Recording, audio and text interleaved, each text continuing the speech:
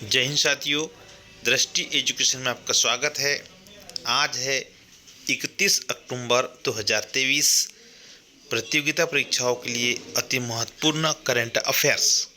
आज का current affairs हम 3 फॉर्मेट में आपको उपलब्ध करवाएंगे। पहला है इंटरनेशनल हेडलाइंस, दूसरा लेवल रहेगा एमसीक्यूज प्रश्नोत्तरी और अंतिम तीसरा लेवल रहेगा वन लाइनर। तो हमारे इस कंटेंट को पूरा देखने का प्रयास करें और वीडियो के अंतिम समय तक बने रहिए। हमारे इस वीडियो को शेयर करें, लाइक कीजिए और हमारे इस चैनल को सब्सक्राइब कीजिए। तो आइए हम बिना समय गवाए जल्दी इन हेडलाइंस को पढ़ते हैं जो 2023 के और 24 के एग्ज़ाम में आने वाले किसी भी परीक्षा के लिए, एग्ज़ाम में आने वाले प्रश्नों के लिए यह डिटेल आपको उपलब्ध कराई जा रही है।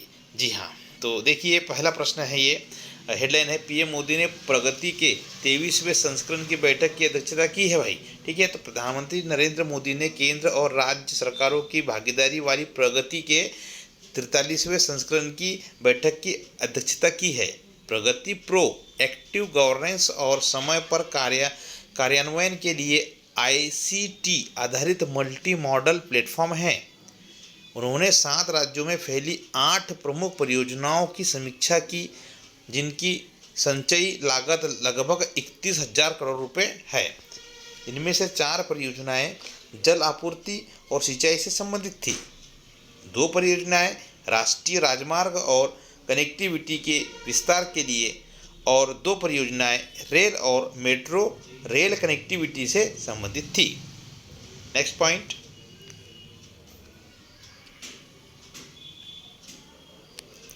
पश्चिम बंगाल के टीचर को मिला वैश्विक शिक्षक पुरस्कार। यह अति महत्वपूर्ण क्वेश्चन है। पुरस्कार वाले टॉपिक में आपको इसकी जानकारी दी जाएगी, लेकिन इसकी डिटेल पढ़िएगा। पश्चिम बंगाल के शिक्षक दीप नारायण जी, इनको याद रखिए, क्या नाम है, दीप नारायण जी नायक को $1 मिलियन अमेरिकी के वैश्विक शिक्षक पुरस्कार 2023 के लिए 130 देशों के शीर्ष 10 फाइनलिस्ट के रूप में घोषित किया गया है।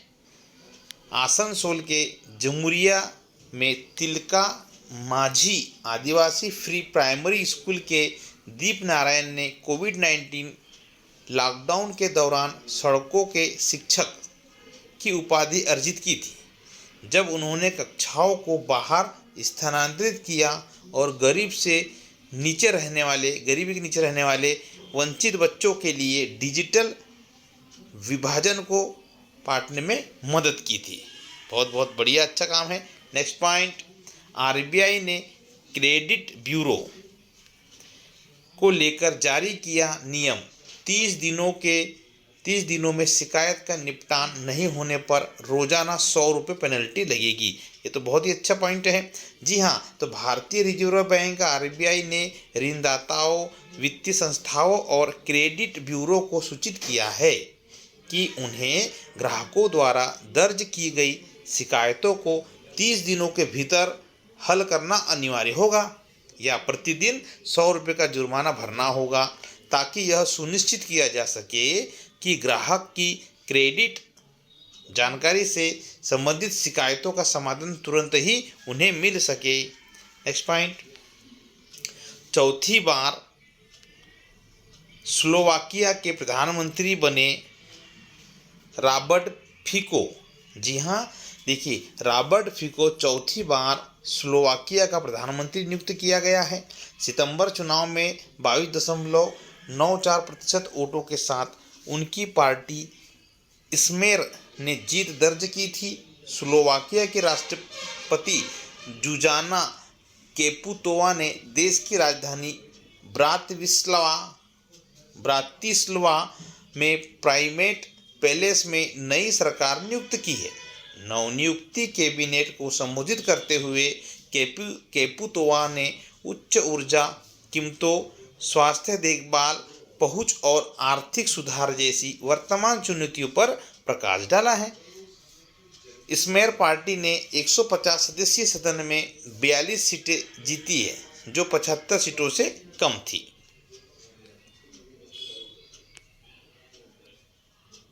5वें नंबर की हेडलाइन है, चीन ने अंतरिक्ष में भेजा अपना सबसे कम उम्र का दल। जी हाँ, आइए चीन के अपने अंतरिक्ष स्टेशन के लिए अपने सबसे कम उम्र के दल को रवाना किया है। उत्तर पश्चिमी चीन में गोबी रेगिस्तान के किनारे पर स्थित जियुक्वान सैटेलाइट लॉन्च सेंटर ने सुबह 11 बजे 14 मिनट पर लॉन्च मार्च 2F रॉकेट के माध्यम से सेंझोई 17 अंतरिक्ष दल को लेकर उड़ान भरी है। अंतरिक्ष स्टेशन निर्माण मिशन की शुरुआत से भेजे गए दलों ने इस 3 सदस्यीय दल की औसत आयु सबसे कम अंतरिक्ष दल की औसत आयु 38 साल की है। जी हाँ, बहुत अच्छी बात है कि 38 साल की उम्र में ही ये लोग वहाँ पहुँच रहे हैं। अगला पॉइंट,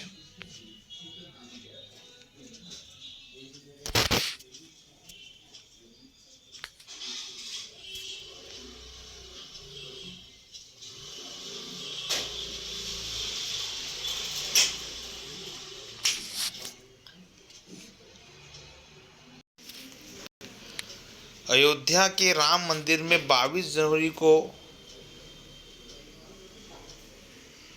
होगी मूर्ति की प्राण प्रतिष्ठा, पीएम मोदी होंगे शामिल। जी हाँ, अयोध्या बड़े वर्षों बाद में यह समय आया है। अयोध्या में राम मंदिर की प्राण प्रतिष्ठा की तारीख तय हो गई है। राम मंदिर की प्राण प्रतिष्ठा 22 जनवरी 2024 को होगी। पीएम मोदी बतौर मुख्य अतिथि कार्यक्रम में मौजूद रहेंगे। उन्होंने इसके लिए राम मंदिर तीर्थ क्षेत्र के निमंत्रण को भी स्वीकार कर लिया है। राम जन्मभूमि तीर्थ क्षेत्र के प्रतिनिधि मंडल ने 25 अक्टूबर को प्रधानमंत्री नरेंद्र मोदी से मुलाकात की थी। इस प्रतिनिधिमंडल ने उडुपी कर्नाटक के पीठाधीश्वर जगत गुरु माधवाचार्य, स्वामी गोविंद देव गिरी और नृपेंद्र मिश्र शामिल रहे हैं। नेक्स्ट पॉइंट, चीन विश्व का सबसे बड़ा घोस्ट पार्टिकल डिटेक्ट ट्राइडेंट निर्मित कर रहा है। जी हाँ, चीन का जो है पश्चिमी प्रांत महासागर से एक विशाल दूरबीन का निर्माण कर रहा है। क्या है ये? विशाल दूरबीन महासागर में है। जी हाँ, इसका काम घोस्ट पार्टिकल्स का पता लगाना है। ये है आपकी दूरबीन, इसको ध्यान से दीजिए, पानी के अंदर। जी हाँ, ठीक है, ये इसका पता लगाना है। इन्हें घोस्ट पार्टिकल्स या न्यूट्रिनो भी कहा जाता है।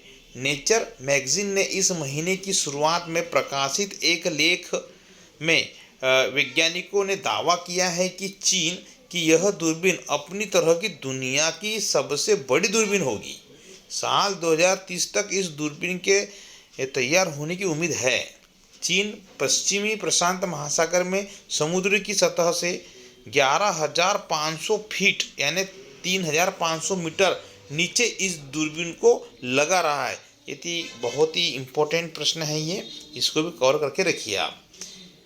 8वीं हेडलाइन यानी आज की 8वीं हेडलाइन जो है ये अंतिम हेडलाइन है। इसके बाद में एमसीक्यू शुरू होंगे जो मज़ेदार होंगे। जी हाँ, एआई द्वारा क्या बोलेंगे हम? एआई द्वारा इन होम सेवाएं प्रदान करने के लिए रिलायंस जियो और प्लम की साझेदारी हुई है। जी हाँ, अब सुनिए इस प्रश्न क्या है।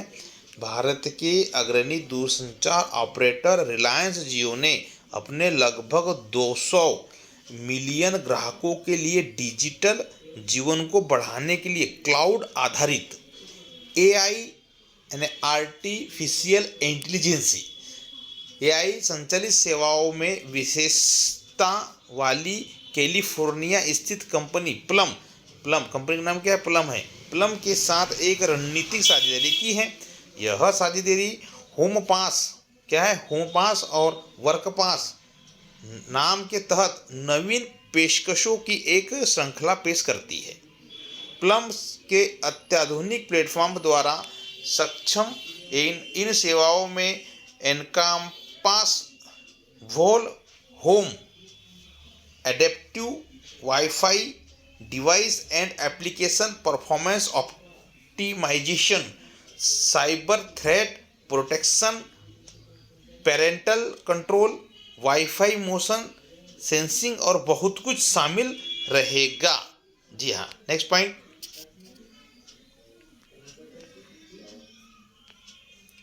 अब शुरू होते हैं यहाँ से हमारे क्या एमसीक्यूज। देखिए जितने क्वेश्चन आपने अभी तक पढ़े हैं उनमें से आपको जवाब देने में मजा आएगा। जी हाँ, विश्व श्रव्य दृश्य विरासत दिवस 2023 कब मनाया गया?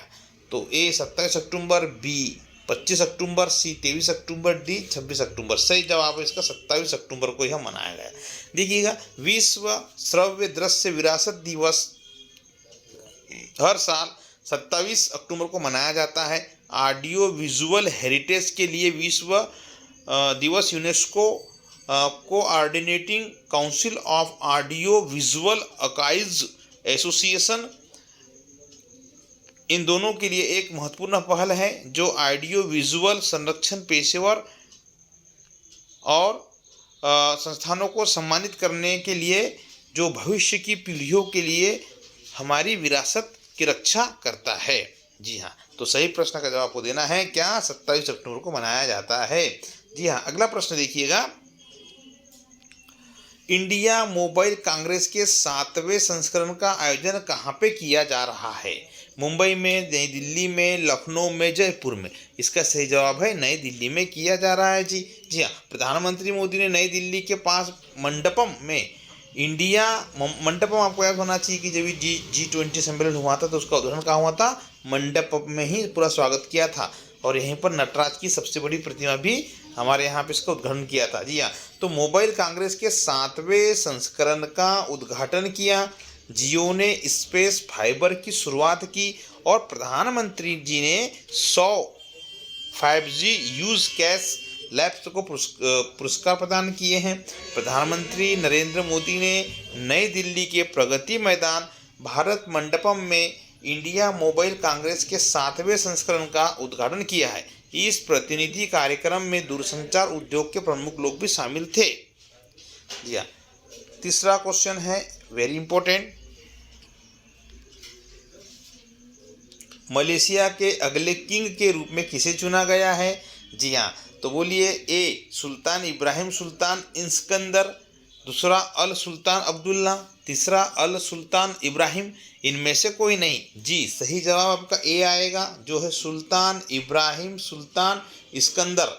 जी हाँ, तो इसका डिटेल पढ़िए, मलेशिया के शाही परिवार ने दक्षिणी राज्य जोहोर के शक्तिशाली और मुखर सुल्तान इब्राहिम सुल्तान इस्कंदर को देश का अगला राजा चुन लिया गया है। मलेशिया में राजा एक बड़े पैमाने पर औपचारिक भूमिका निभाता है, लेकिन लंबे समय तक राजनीतिक अस्थिरता के कारण हाल के वर्ष में राजशाही अधिक प्रभावशाली हो गई है, जिसने निवर्तमान राजा को विवेकाधीन शक्तियों का शायद ही कभी उपयोग करने के लिए प्रेरित किया है।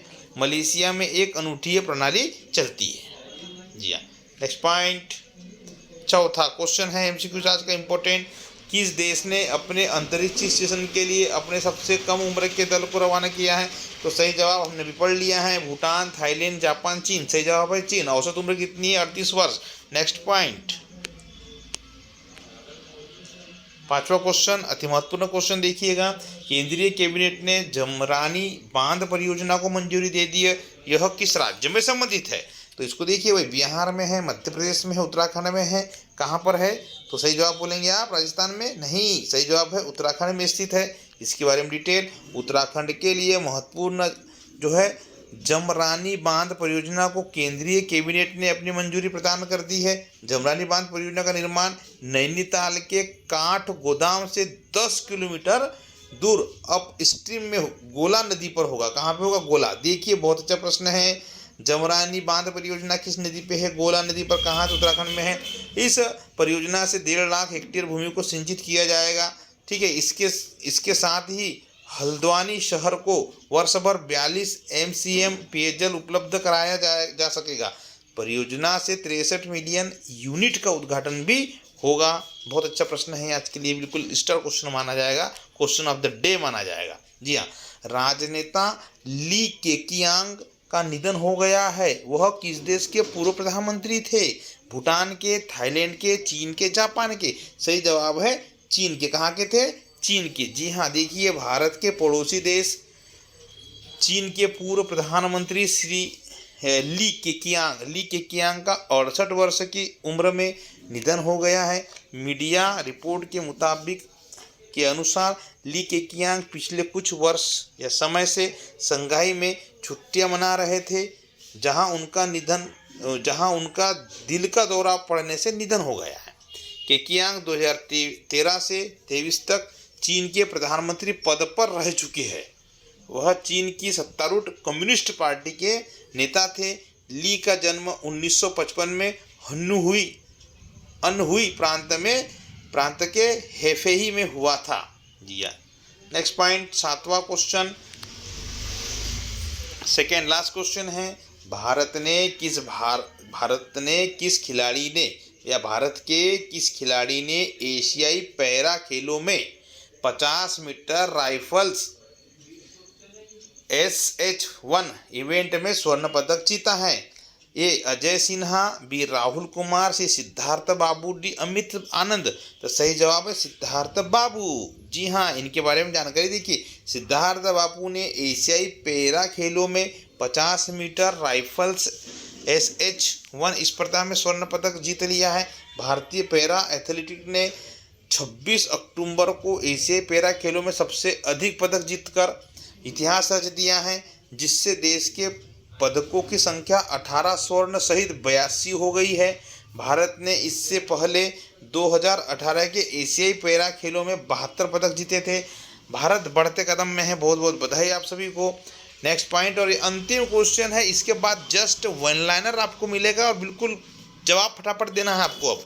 ओके, जी हाँ, केंद्रीय शिक्षा मंत्री धर्मेंद्र प्रधान किस राज्य में 124 PM श्री स्कूलों का शुभारंभ करेंगे?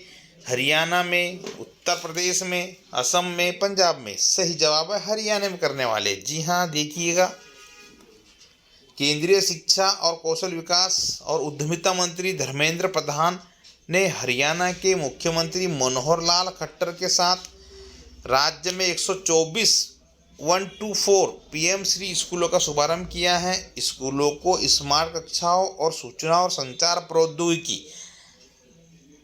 प्रयोगशालाओं के साथ डिजाइन किया गया है।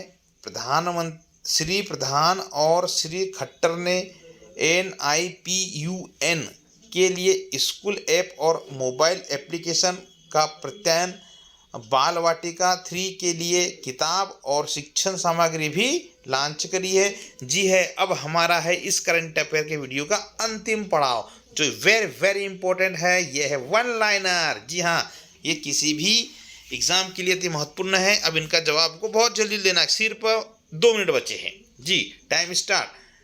ओके,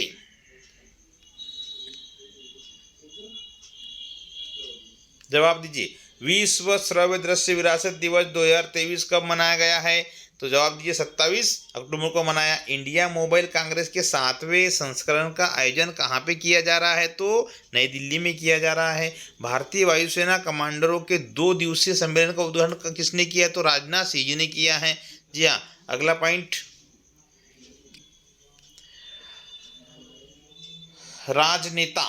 राजनेता ली केकियांग का निधन हो गया है। वह किस देश के पूर्व प्रधानमंत्री थे? तो जी हाँ, ये कहाँ के थे? तो चाइना के। कहाँ के हैं? चाइना के हैं जी। नेक्स्ट पॉइंट, यानी चीन के हैं। अगला प्रश्न है, केंद्रीय शिक्षा मंत्री धर्मेंद्र प्रधान किस राज्य में 124 यानी 124 PM श्री स्कूलों का शुभारंभ किया है? तो सही जवाब है क्या? हरियाणा में किया है। केंद्रीय कैबिनेट ने जमरानी बांध परियोजना को मंजूरी दी है। यह किस राज्य से संबंधित है? तो जवाब क्या मिलेगा? उत्तराखंड। तो आप नदी का नाम बता दीजिए, कौन सी नदी है? तो बोल देना गोला नदी। कौन सी नदी है? गोला नदी पर होगा।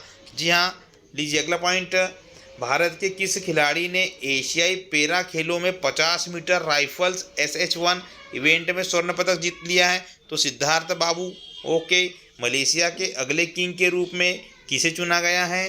तो क्या बोलेंगे जवाब? सुल्तान इब्राहिम सुल्तान सिकंदर को चुन लिया गया है। इंडिया मोबाइल कांग्रेस के 7वें संस्करण का उद्घाटन किसने किया है? तो PM नरेंद्र मोदी जी ने किया है।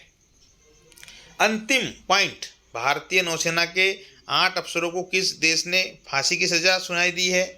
तो यह है कतर। कहाँ पर? कतर। सोचने की बात है भाई, इस पर चर्चा होना चाहिए देश में। तो प्रिय साथियों, ये है हमारा करंट अफेयर्स। इंग्लिश मीडियम के जो विद्यार्थी हैं उनके लिए भी इस पीडीएफ में अंतिम तक देखिए आप। हमारे जो वीडियो का डिस्क्रिप्शन है उसमें आपको इसका पीडीएफ मिल जाएगा। अब यहाँ से शुरू होती है इंग्लिश मीडियम के विद्यार्थियों के लिए पूरा एज इट इज जैसा का वैसा पूरा कंटेंट आपको इंग्लिश मीडियम में दिया गया है। तो इस वीडियो को अंतिम तक देखा आपने, बहुत बहुत धन्यवाद। और इस पीडीएफ को अधिक से अधिक विद्यार्थियों तक शेयर कीजिए और सिलेक्शन लीजिए और इस वीडियो को सभी के पास भेजिए ताकि सभी लोग अच्छे से तैयारी कर सके। और ये निःशुल्क है, कोई इसका शुल्क नहीं है, पूरा फ्री ऑफ कॉस्ट। तो जय हिंद, जय भारत साथियों, नमस्कार।